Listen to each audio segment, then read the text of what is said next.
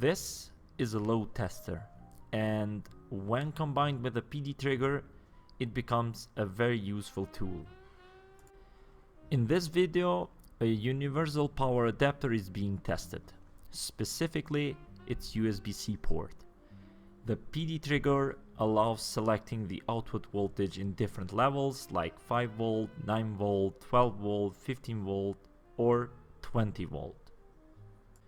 Using the load tester, a controlled load is then applied. This makes it possible to control the current draw and the total power.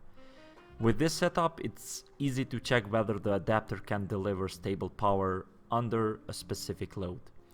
It's especially useful for testing power adapters, USB-C cables, and supplies for devices like Raspberry Pi and other boards that needs reliable power.